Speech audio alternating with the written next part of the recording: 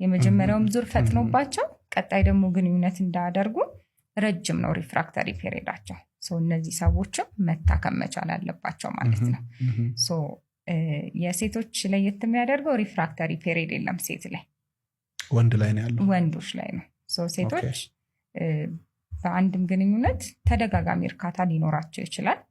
ግንኙነቱ ቢቀጥልም ሰውነታቸው የተወሰነ ጊዜ ወስዶ የሚመለስበት አይደለም።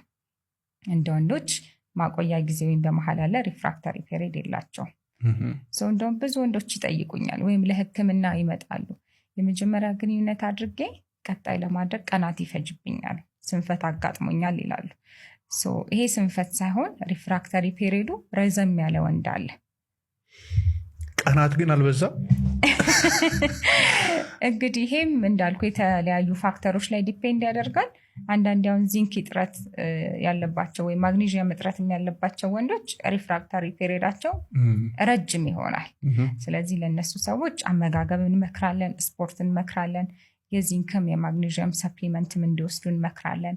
ቴስቴስትሮናቸውን ቡስት ሊያደርጉ የሚችሉ ምግቦችን እንዲመገቡ፣ ስፖርቶችን እንዲሰሩ እንመክራለን ማለት ነው። በዛ ሪፍራክተሪ ፔሪዱ እንዲጠብ ይረዳቸዋል። ኦኬ አሁን የስንፈተ ወሲብ የሚያጋጥምባቸውን እንትኖች አየ። ኦኬ እንዳለበት ተረጋገጠ ያ ሰው። ህክምናው ምንድን ነው? ህክምናው እንዳመጣው ምክንያት ይለያያል። ተጓዳኝ ህመሞች ካሉ እነሱ መስተካከል ያለባቸው ይስተካከላሉ። ለምሳሌ ሆርሞኖች መዛባት ካለ እሱን ማስተካከል ይኖርብናል። ከዛ ደግሞ የብልት ዝግጁነት ጥንካሬ ማጣት ከሆነ ያለው የደም ፍሰትን ሊያቀላጥፉ የሚችሉ መድኃኒቶች ይሰጣል። ሆርሞን ኢምባላንስ ካለ እሱ ይስተካከላል።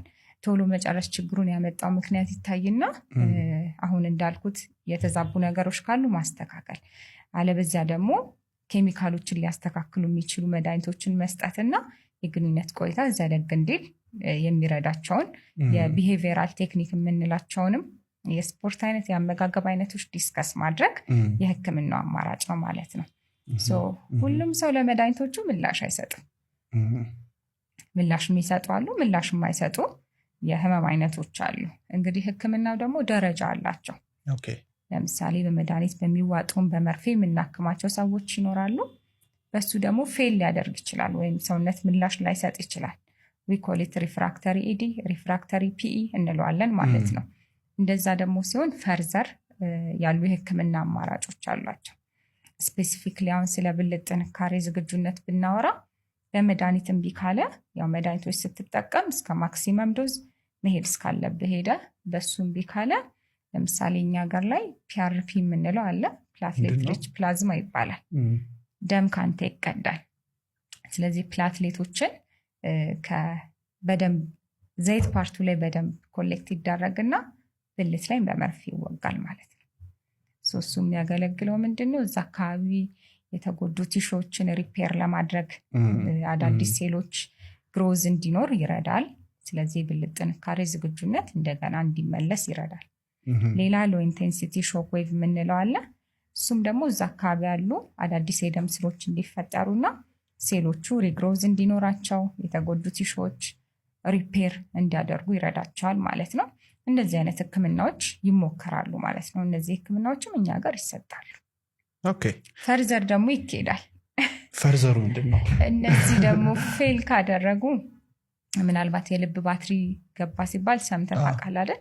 ስለዚህ ፔናይል ኢምፕላንት የሚባሉ አሉ። ያ ማለት ብልት ውስጥ የሚቀበሩ እንደ ባትሪ አይነት ነገሮች ይኖራሉ። ስለዚህ ግንኙነት ለማድረግ ሲታሰብ እነዛ ነገሮች ኢሬክሽን እንዲኖር ወይም የብልት ዝግጁነት እንዲኖር ያደርጋሉ ማለት ነው። ሳይንቲፊክሊ ቴስቴስትሮን ለመጨመር የሚያግዙ ምን ነገሮች አሉ?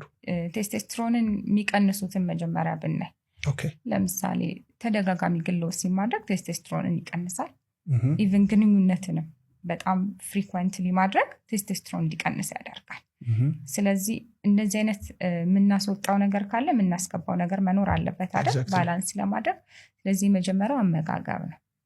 ለቴስቴስትሮን ምርት የሚጠቅሙ የአመጋገብ ስታይሎች የሚመከሩ አሉ። ለምሳሌ ፕሮቲን ሪች የሆኑ ምግቦችን መጠቀም የቴስቴስትሮን